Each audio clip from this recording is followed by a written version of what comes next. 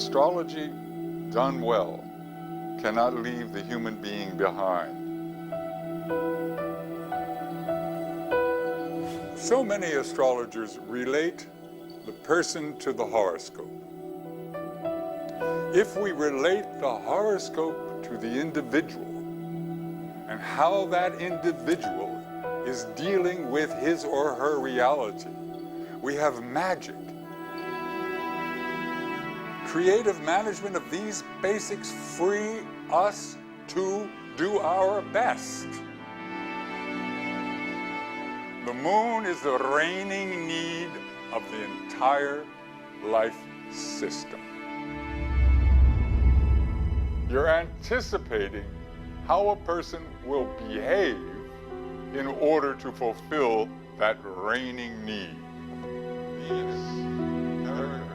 The horoscope is showing you social patterns of development, illuminated in terms of a zodiacal sign. This brings the horoscope literally and figuratively to life. Oh, this is so important. It really and truly is. So this astrological study process really is an enrichment for us, the astrologer. The richness of you as an astrologer grows, grows, and grows the more you do this.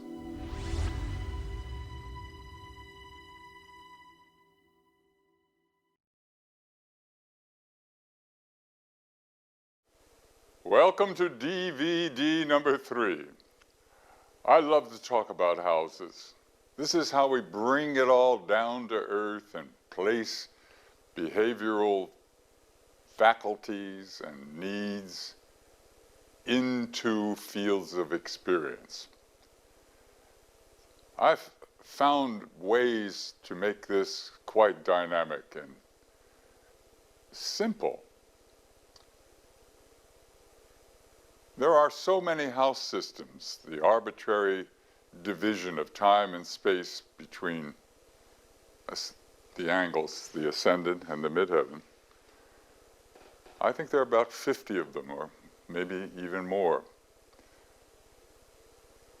But the midheaven and the ascendant are always the same. These angles are really and truly important. As we saw in the first DVD, they are the orientation of us in time and space. The houses, the divisions in between the angles, they do vary, but you know, it's not a problem if you don't make it one. It's your lens of your world that will make you comfortable. And the Placidian house system might be the lens you are most comfortable with. Or Koch,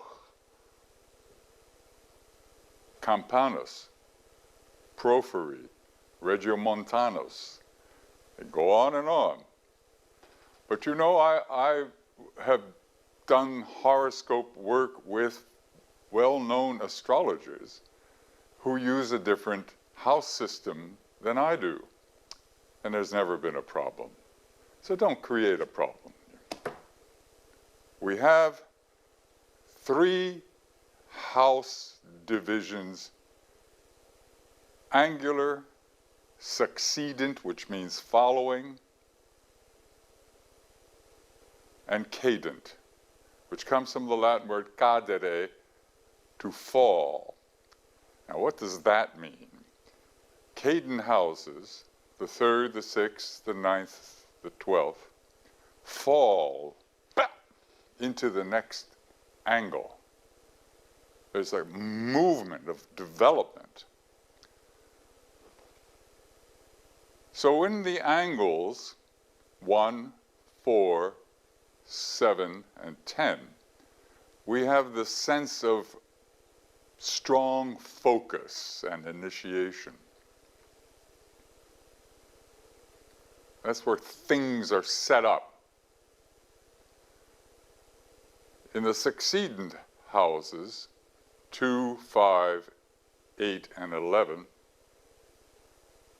we have an organizational principle, organizing for value. A baby is born, focus, initiation, an angle, and then in the succeeding house, he feels his perimeter, he knows his bounds, he's organized for developmental identity. In the Caden houses, we organize for distribution, telling everybody about it. We speak, we communicate. So we have focus, organization for value, distribution. Angular, succeedent, cadent. Now here's where everybody gets a little bit stymied because, well, you mean I have to remember a whole lot of stuff about what each house means? Well, I don't work that way. And every time I talk about this, I love the phrase, isn't it interesting that, and then I come up with something for you to make it easier. So I'd like to do that now, to get this orientation down very, very sturdily, anchored in your understanding. And you will never forget it. Isn't it interesting that the first house, the first sphere of activity, that area of experience, that first house is always, always, always, always square to the 4th, 10th axis. Now, I'm just going to doodle a little bit on this blank chart, and I'm going to show you what I mean.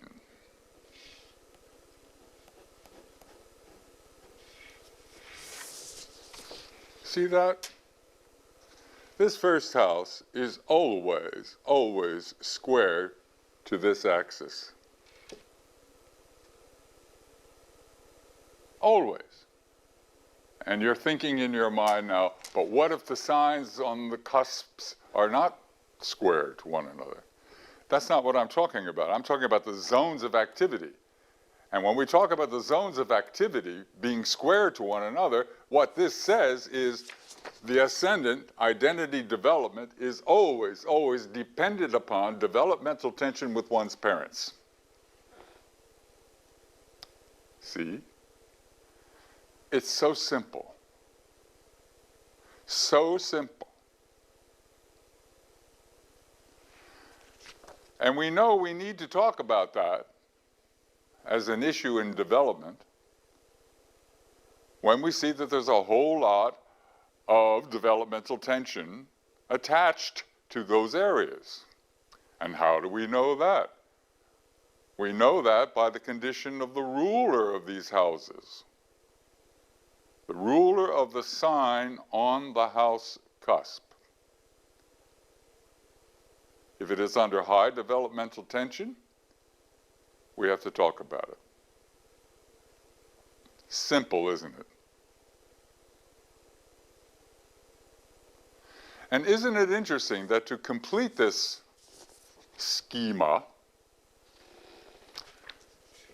with the other angle, the 7th, relationships, we end up getting the angular grand cross.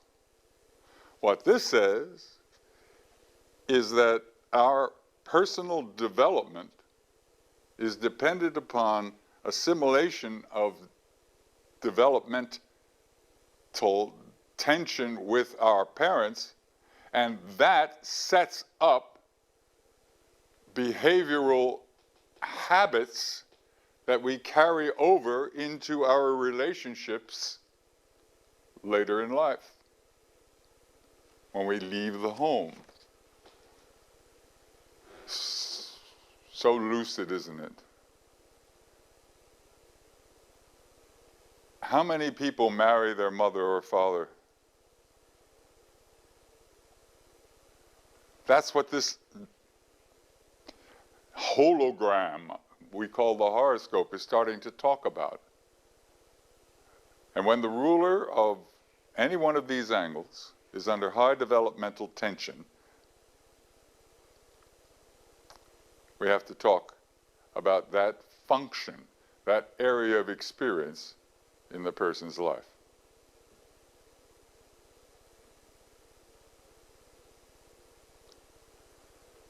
Now, isn't it interesting that we can start to look at the other grand crosses of houses similarly? If you have a Tibetan monk come in to see you, and that monk has 18 planets in the second house, you're not going to talk about money. Psychodynamically, the second house, as I've offered for many, many years now, and it's caught on, is self-worth in many different ways. And isn't it interesting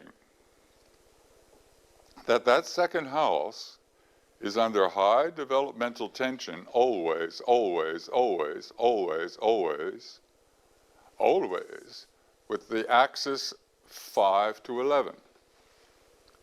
This second house is always square to this axis. Always. Always. Now, self-worth in the second is really one's opinion of oneself. Organizing for what kind of value. What is my life doing to point out how important I am or not? The fifth house, in the natural distribution of signs, starting with Aries on the ascendant, you would have Aries, then you'd have Leo, and then to the ninth you would have Sagittarius, and you know what I'm talking about. That fifth house primally speaks about children, because we give a facsimile of ourselves to the world. And then the fifth house of the fifth happens to be the ninth. See that? Starting there is a new ascendant, 1, 2, 3, 4, 5. That is our children's children. And the fifth house from the ninth, 1, 2, 3, 4, 5, comes back to the ascendant again. And it's our children's children's children.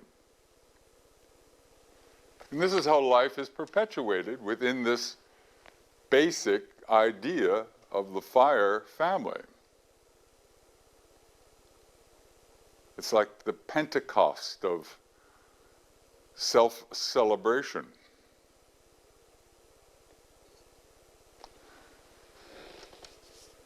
Now, if we bring this down to a psychodynamic level of practical understanding, this fifth house is giving of oneself.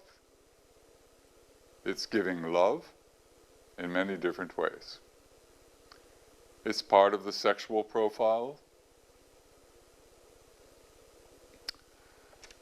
The 11th house is not necessarily what the old textbooks said about friends, Romans, and countrymen. The 11th house is the fifth house of the seventh. We go 1, 2, 3, 4, 5. That 11th house is the love given to us by others, or the love we want, need, hope for, expect, demand.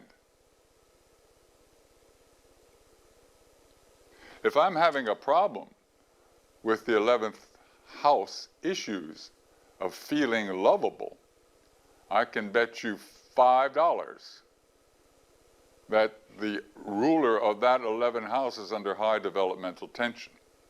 So if we turn it around and we say if the ruler of the 11th is under high developmental tension, there's going to be an anxiety about being lovable.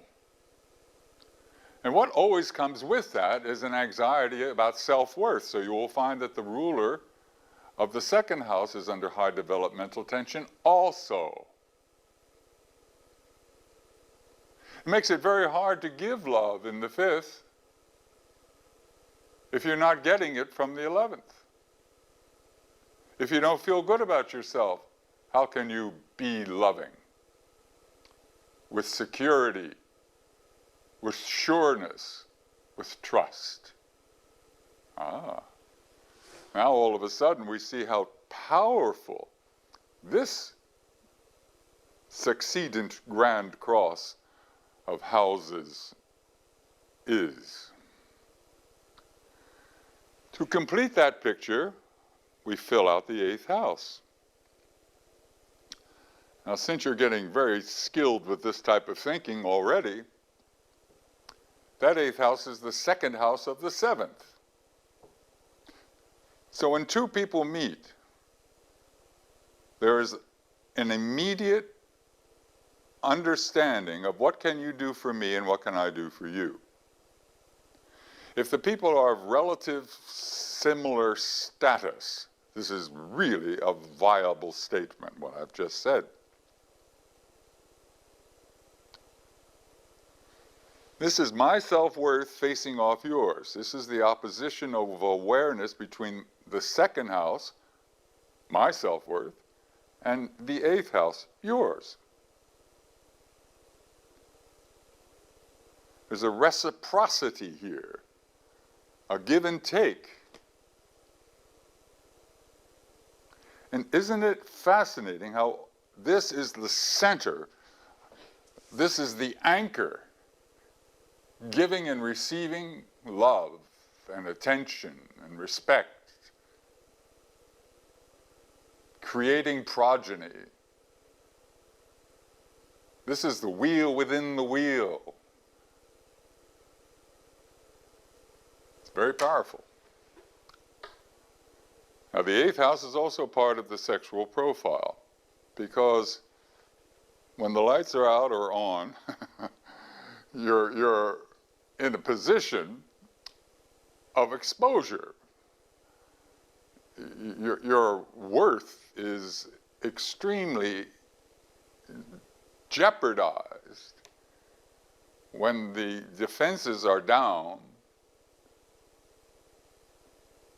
and sexuality is alert.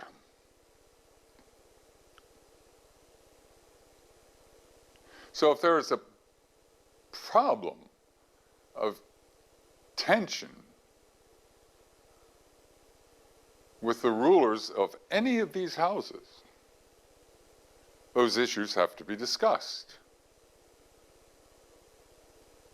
And I will show you shortly how easy it is to bring them all together, almost instantly.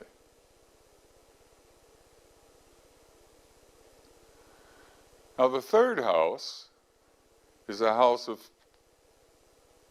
communication. It's learning, distribution. And very often that works best earliest with one's brothers or sisters. This is why we find brothers or sisters there. And if there's a problem there with your siblings, it's going to affect your self-worth. And if you really want to get advanced, you will see that the 2nd house, self-worth, is the 12th house dynamic of the 3rd. Starting with the 3rd as a new ascendant, we come to the 2nd as the 12th house. Isn't that neat? I like that kind of stuff.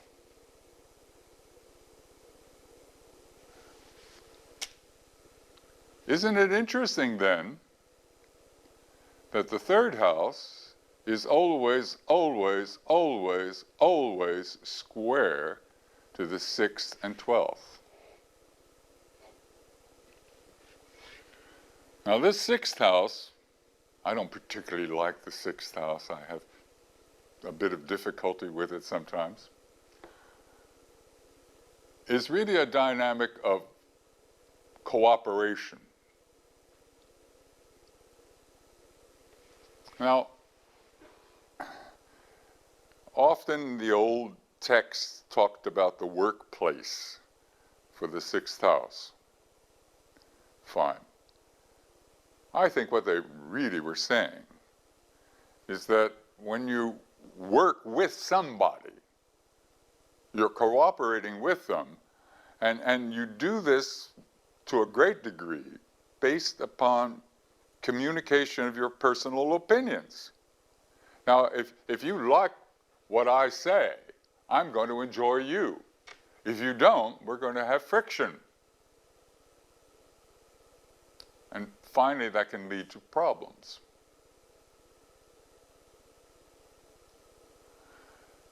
That dynamic of cooperation is extremely important to building relationships. Notice how the 6th house, and you could do this in your mind now, is the 12th house dynamic of the 7th.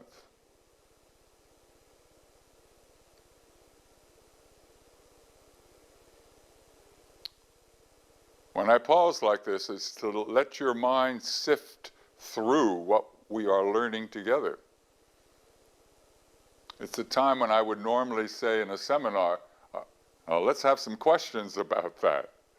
So I'm trying to anticipate what you're thinking from my experience in doing this with thousands and thousands of astrologers.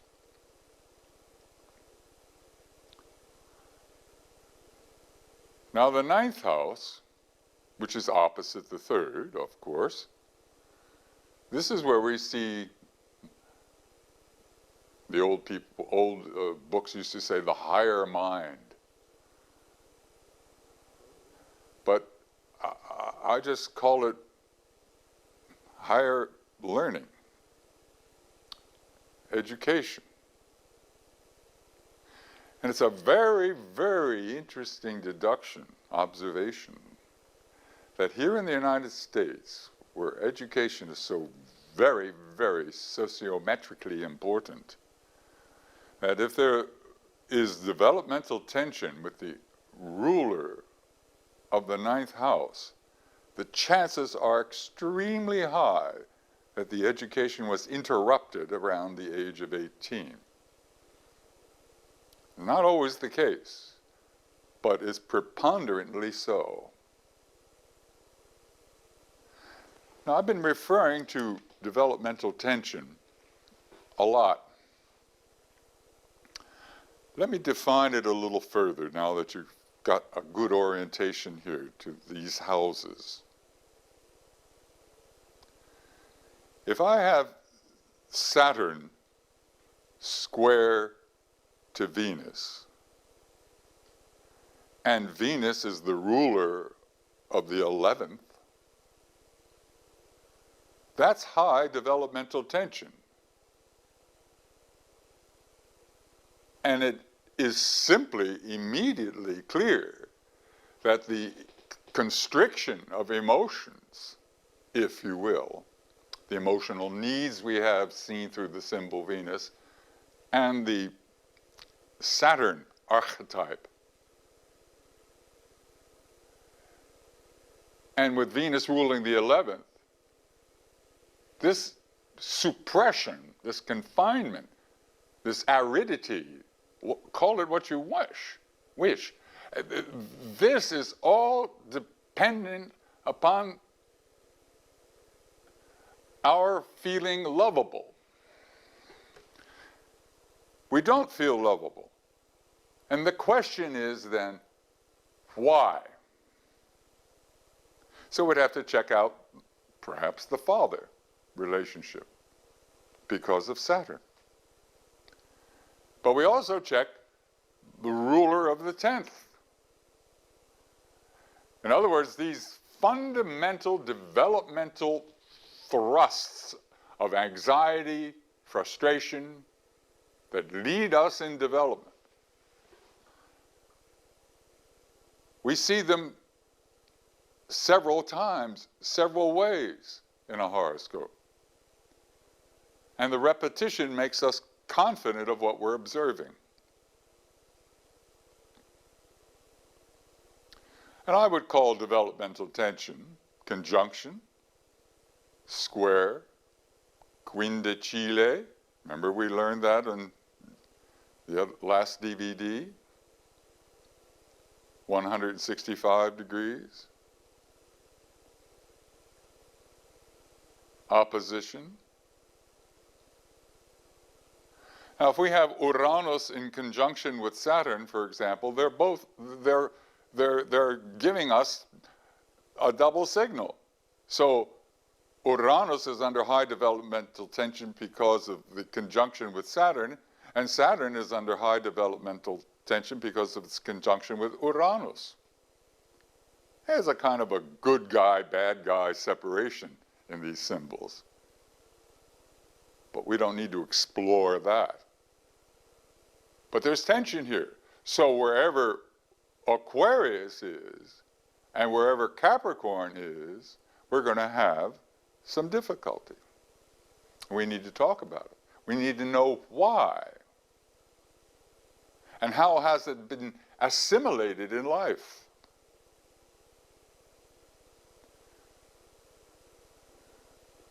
If we have Neptune square to the Sun, this is high developmental tension.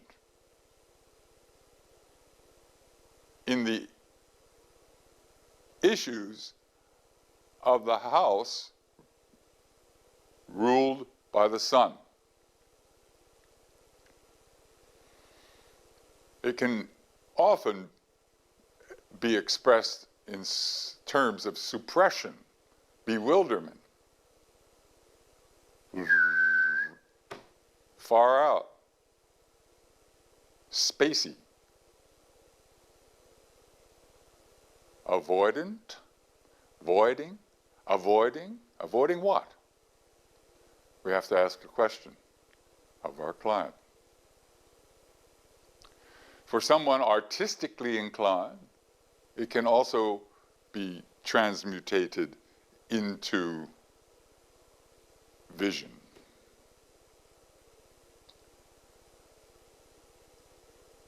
Very often it can also have the touch of spirituality.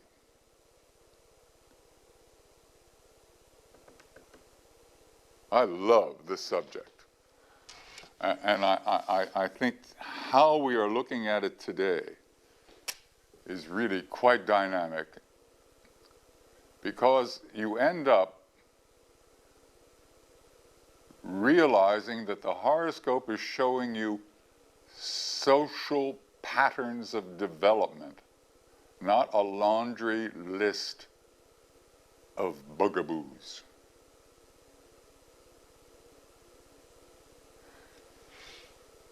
Let me show you what you can do with this. When you're looking at the aspect grid in the preparation of your horoscope, that's your aspect grid, and there is tension there. I mark it a certain way that I have learned to do for me. I just mark it. Well, there's this square. And when I find the house that is ruled by the planet under high developmental tension, I go to that cusp and I just put a little check mark.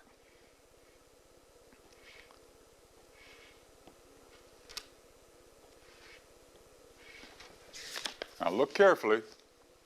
I've put a little check mark here on the 10th, 11th, ascendant, 2nd, 4th, 7th.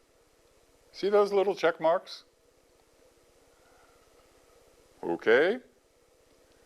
I can read that now as a horoscope because I'm looking at a pattern of development in our society. I can say there is individual identity anxiety with concomitant self-worth anxiety, registering as an extreme need for love, feeling unlovable, taken on through interaction with this parent or that parent, and carried over in habitual activity to adult relationships.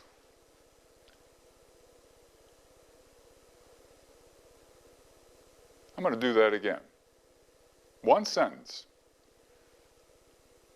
Identity development anxiety, self-worth anxiety with it, feeling unlovable, parental interaction difficulty, all of this carried over into adult relationships.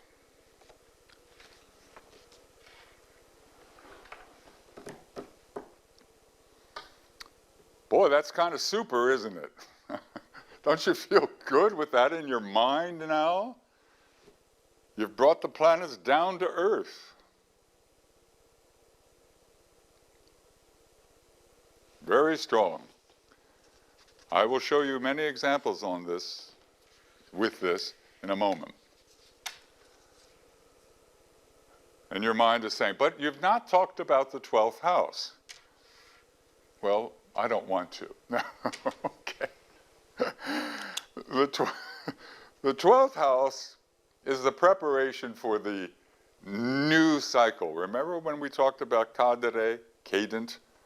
The twist and turn into a new point of focus and initiation. What that does is, instead of having just a flat circle, what we're doing is we're converting the horoscope into a spiral on an axis of time.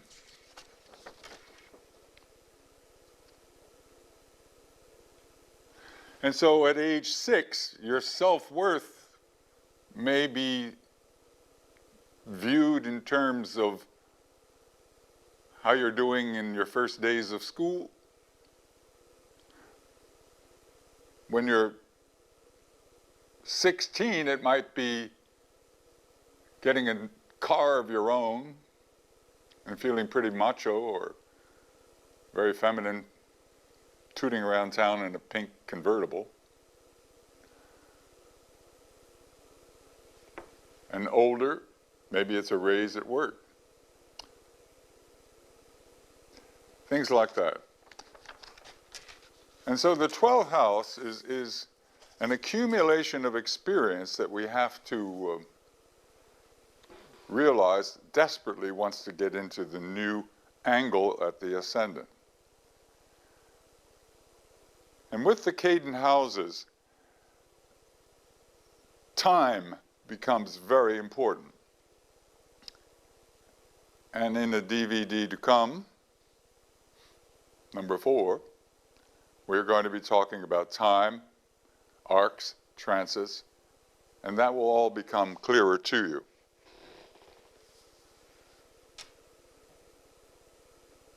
All right, I want to show you a few examples here, and we can get cracking. All right?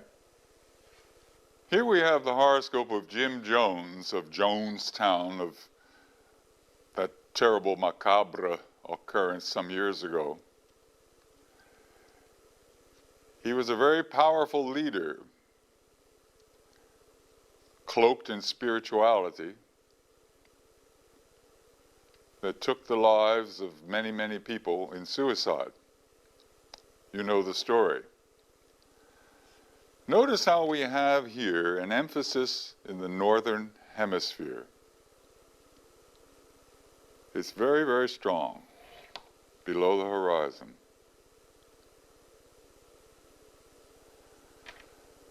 And within this, we have some real points of tension. We have the Saturn retrograde methodology, which we've already discussed on an earlier DVD. And that Saturn is square to Uranus, right there. See that? Putting in the lines, you can see, here's Uranus and here is Saturn. This is a further developmental tension in addition to the fact that Saturn is being retrograde. That Saturn is retrograde. All right, now we put a little check mark. Notice that Capricorn is on the ascendant. So we can feel that there's a developmental tension we're going to have to assess in his identity development. That Saturn square to Uranus puts a little check mark there on the second cusp, and his self-worth is highly jeopardized. And we have to ask why. Notice that this Saturn is also square to the Venus. And Venus is the ruler of the 10th, which is a third statement of father. Starting with Saturn retrograde, the symbology of Saturn, now a reference to the 10th. And so we have a check mark up there. That Uranus is also square to Pluto. Saturn is opposed Pluto. Pluto rules the 11th, so we put a little check mark there. Now if we cover all that up, we can say there's identity development with self-worth anxiety, a gigantic need for love that's taken on from a dysfunctional relationship with his father. Just from the check marks, just from understanding these patterns. And remember we talked about the seesaw. When one end is down, the other one is up. And if the father is problematic, let's call that down, the mother has to go up. And we see that the moon is with the nodal axis. And we know that that is a tremendous maternal influence. And all of this is focused into fulfilling the reigning need, which is to be numero uno, the moon in Aries. Using structured organizational energy, the sun in Taurus, to protect his own pedestal. Now, I can't do too much more than that without Mr. Jones being here in the room with me and talking. I'm just hoping that that is clear and dramatic for you and impressive. If we push it just a little further, we can see that Uranus is in conjunction with the moon. And that moon rules the 7th, so we put a little check mark at the 7th. And that reminds us that all of these concerns are going to be carried over in his relationships with the world, with other people. I keep coming back to this mother situation too. Notice that the nodal axis is quindicile to the midheaven. There's an obsession here. And the only way you can find these things out in real life detail is by talking with the client.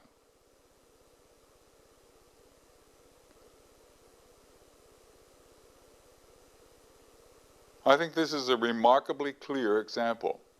And I didn't necessarily plan this particular chart as an example. I have many examples, and I just took a group of them and brought them with me today. Okay? Now this is the horoscope of Queen Latifah, who's really done a remarkable job with her life as an actress, and now she's singing and A compelling lady. Now let's just look at the aspect grid for a moment. This moon is in Leo, so we know what, we feel that.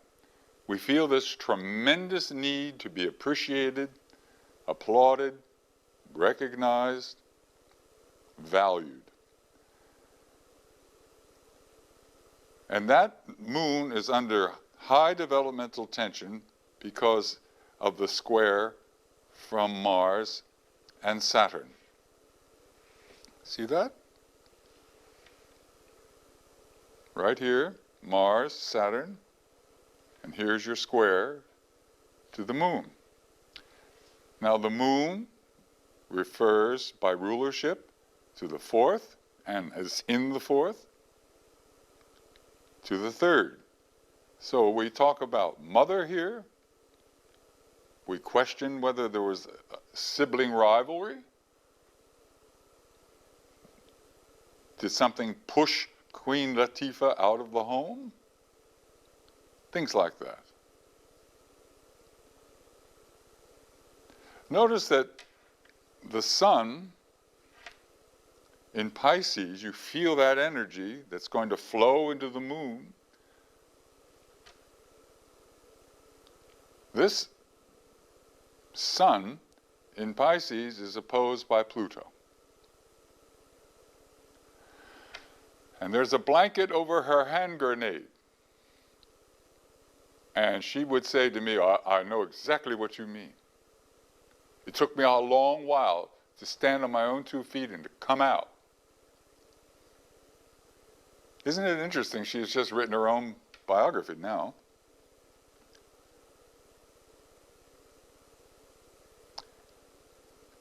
Now look at Jupiter opposed Mars, Saturn. So Mars, Saturn are applying tremendous developmental tension on Jupiter, so that's why we have a little check mark on the 8th. We've already seen Pluto oppose the Sun, high developmental tension on the Sun, so we put a little check mark on the 5th. So we know we have issues here that probably have some sexual dimension to them,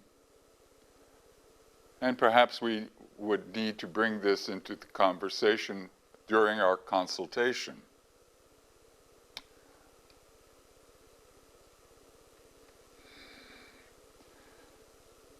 Especially reinforced by the fact that Pluto, see the dotted line, is quindicile to Venus.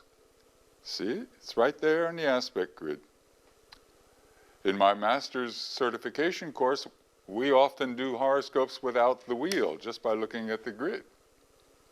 It's like doing a crossword puzzle. It's challenging to our knowledge.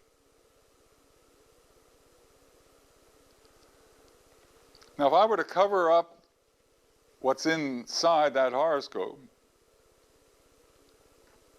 just knowing that she has all of this sensitive emotional energy of Sun in Pisces bouncing off of Moon in Leo, the reigning need to be appreciated big time.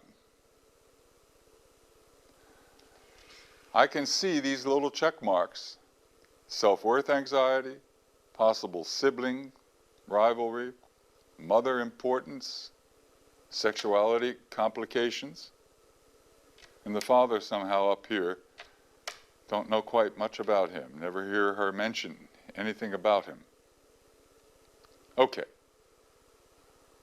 The objective today is to show how all that we're learning is starting to work together, not to do a definitive analysis for publication. All right? Let's take another look at Michael Jackson.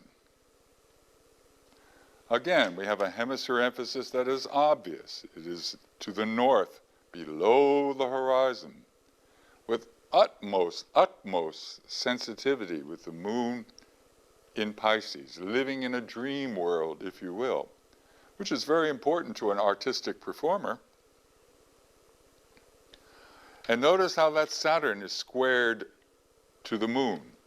You can see that immediately. Two mutable signs, boom! Have you learned that chart we looked at in DVD number 1? That is so important. So when I pick this up, and I look at it and I just see Saturn, mutable, moon, mutable, boom, square, pow. But it also tells me right here that moon is also quindicile to Pluto. See the dotted line? If I add 15 degrees to Pluto, it'll be exactly opposite the moon, which tells me it's 165 degrees away, which is a quindicile, and I can tell my computer to show me, and it does.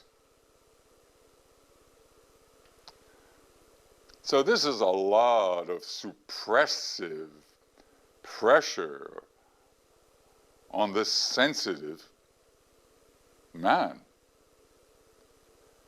It causes enormous self-worth anxiety. Notice the moon rules the second. Undoubtedly, in the flood of all of those very talented brothers, notice the sibling third house is ruled by the moon as well.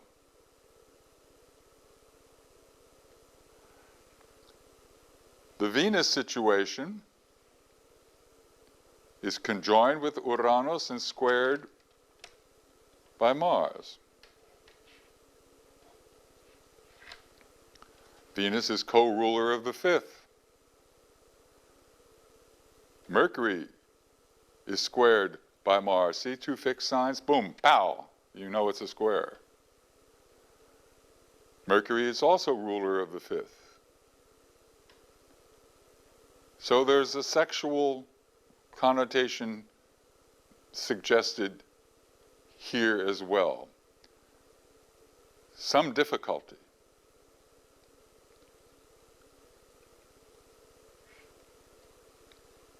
Clear?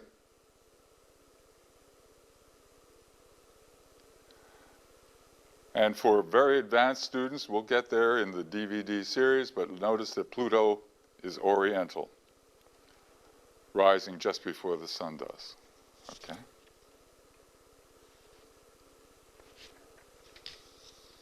Here is George W. Bush. Notice how the Eastern orientation is so powerful. Notice how Saturn squares the midheaven. Notice how Mars is peregrine, not making a Ptolemaic aspect. And Mars rules the 10th, so we put a little check mark up there in terms of being peregrine. I use an exclamation point because it seems to me like a peregrine planet is running around saying, "Hi, everybody, look how powerful I am."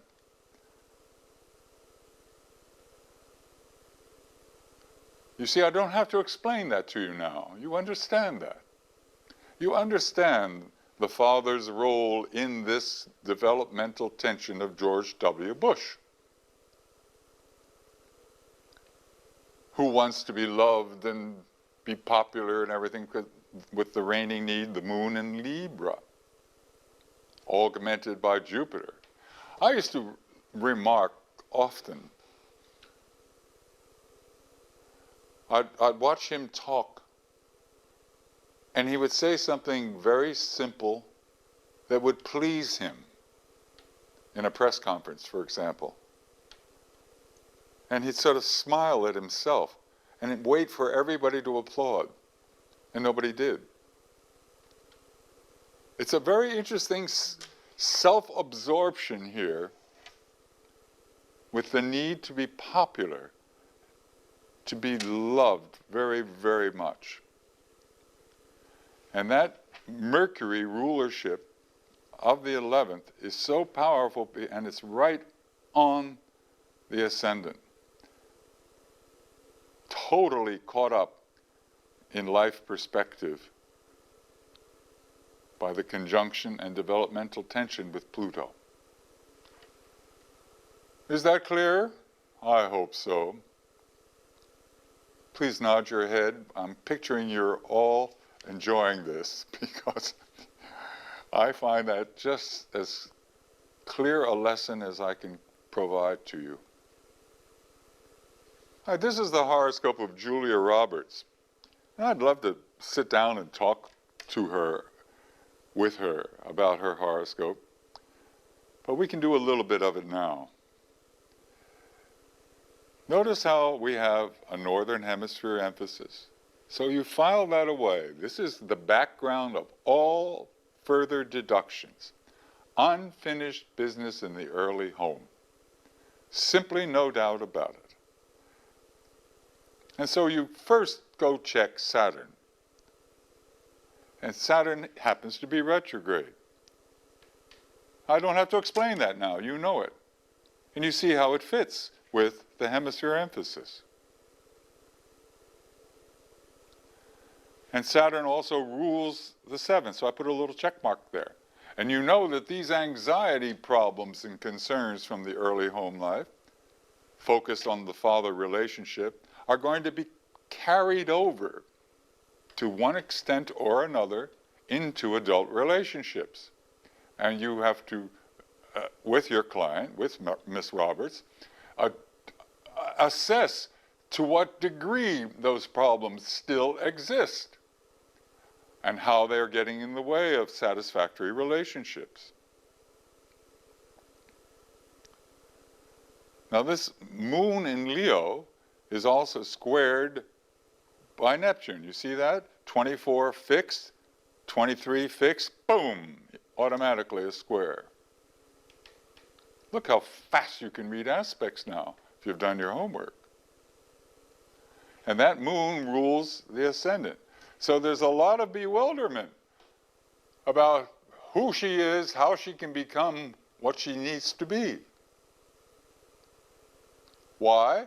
Because the parental reinforcement probably wasn't there. And you remember in DVD 2, where we talked about these 3 major questions. Parental support, is it there? Notice, 10th house, 4th house, no? Hemisphere emphasis, other house tensions, you understand that now.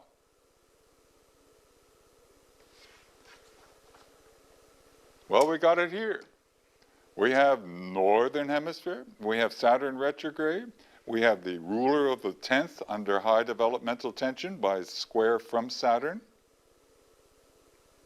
Clear? It's carried over into adult relationships all too easily since Saturn rules the 7th. Now the Mercury factor is Peregrine and Quindicile to the node, nodal axis.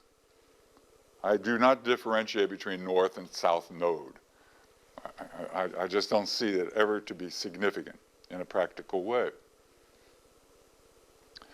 And so what we have here is, Miss Roberts, I'd like to ask you about this relationship with your mother. How did she get into your mind?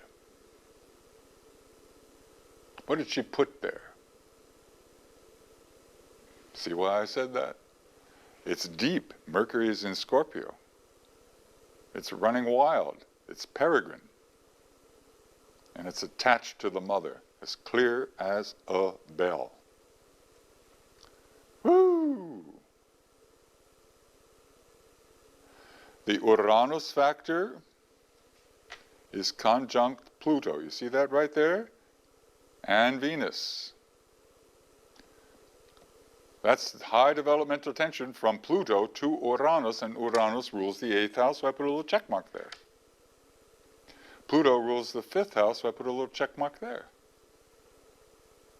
And I don't need to explain too much that we would perhaps have to talk about sexuality within the anxieties of development and relationships as an adult. This is Justin Simpson again. Notice the Eastern Hemisphere, that's where you always start. Eastern Hemisphere. Defensive. The question is, why? Here's your major key. Saturn retrograde. His father, O.J. Simpson, is somehow involved with a problematic sphere of development in Justin's life. And that Saturn, over the sign line, is opposed to Venus, which is on the Aries point, which everybody's going to know about and see because it's up front and out, as we talked about on DVD number 2.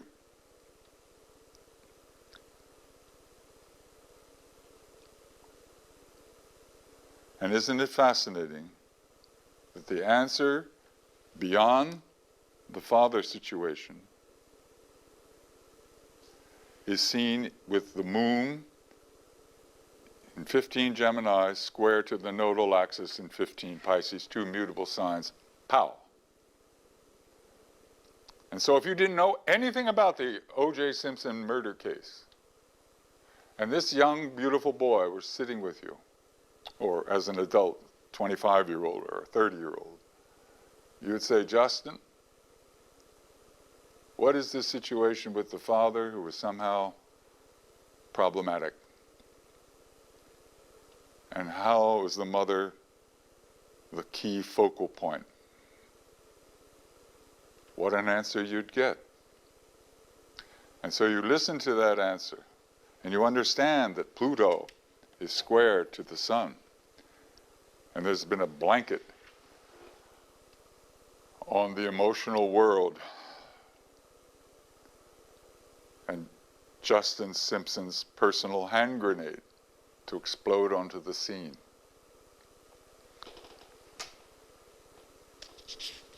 Here is Chastity Bono, Cher's daughter, now transgendered into a man.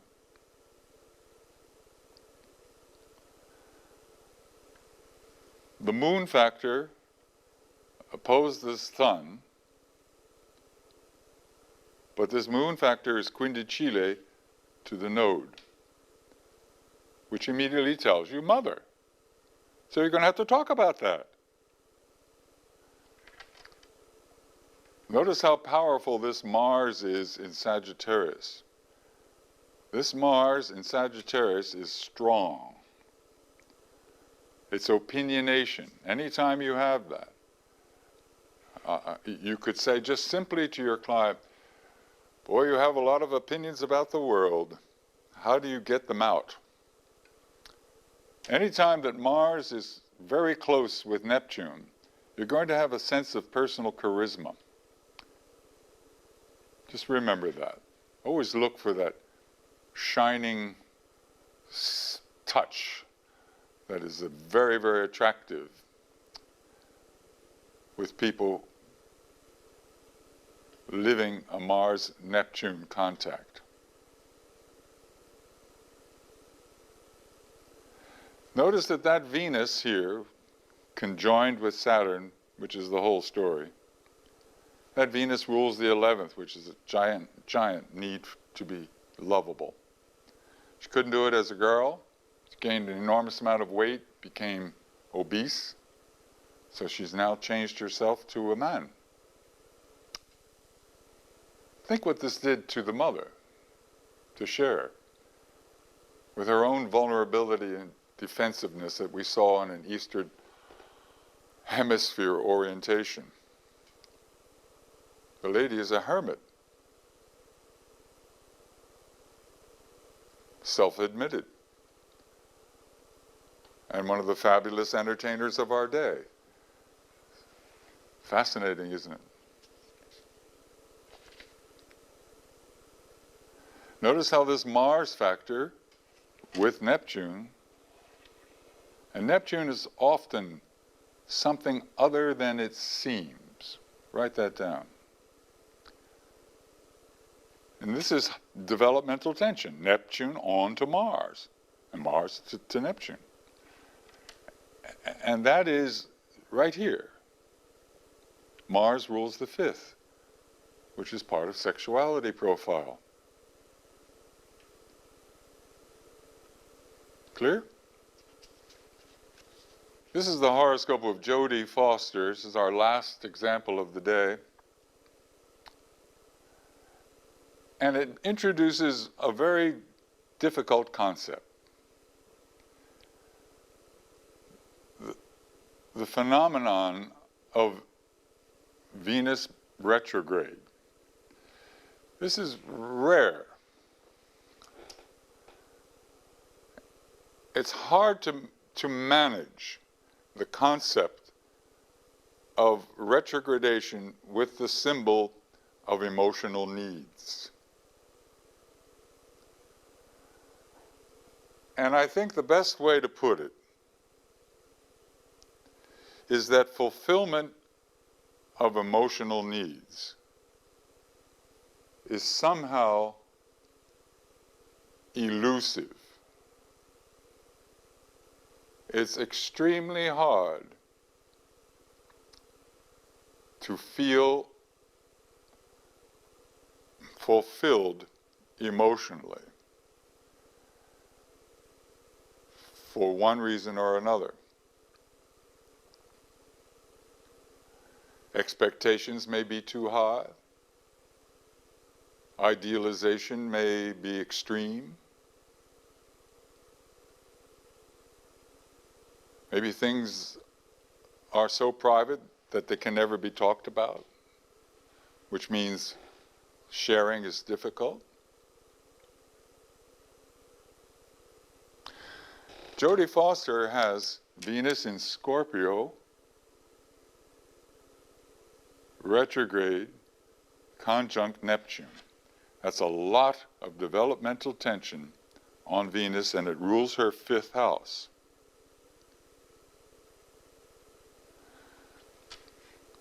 Her moon is in Virgo and rules her eighth.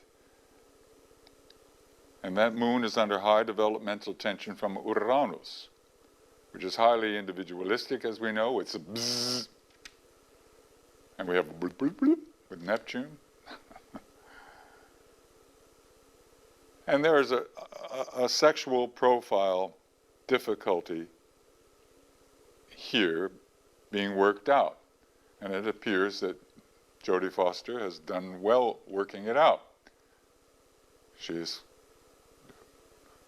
a self-identified homosexual and has been living in a fine relationship with another lady for some time. But this is something that she had to deal with in relation to wanting to have children, etc. And this is how these signals key such a deep conversation. This is how you, the astrologer, learn about life, by talking about the relationship of your client with his or her reality.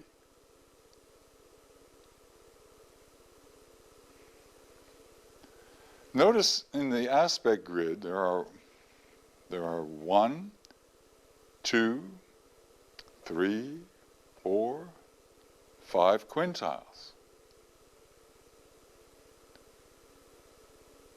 Notice that the ruler of the ninth, education, the sun, is squared by Jupiter, which reinforces, that's a very positive reinforcement of education. And Jodie Foster did extremely well at Yale University and School of Drama as well, I believe. And so that developmental tension of Uranus conjunct the moon is offset by the sun, ruler of the ninth, squared by Jupiter. This is a fascinating horoscope with all those quintiles.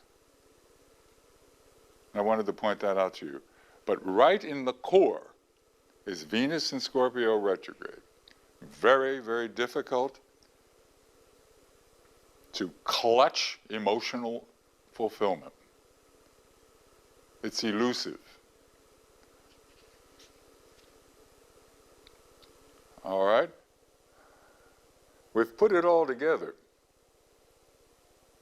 in these 3 DVDs. And we began by realizing that astrology done well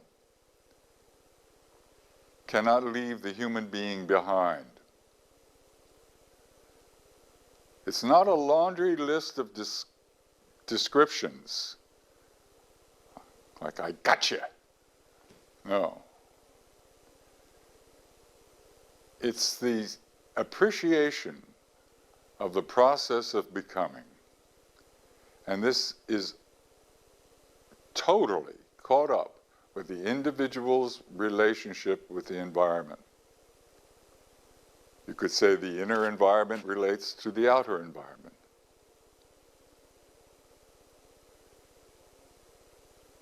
And one half of our wisdom is the prudent question.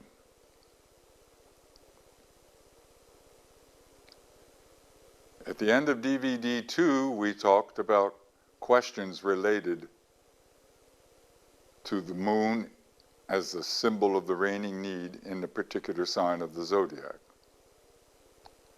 As you work with people, listen to yourself think. Listen to what you say to reflect those thoughts. Keep things simple. And above all, invite the actuality of development in conversation from your client.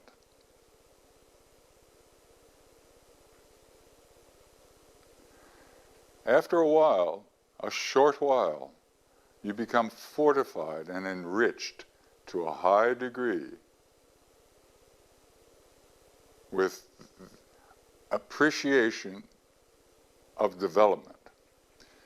And then with every other case you take on, you bring that richness to it. And so we should be thankful to astrology for helping us build our own lives. Thank you very, very much for listening.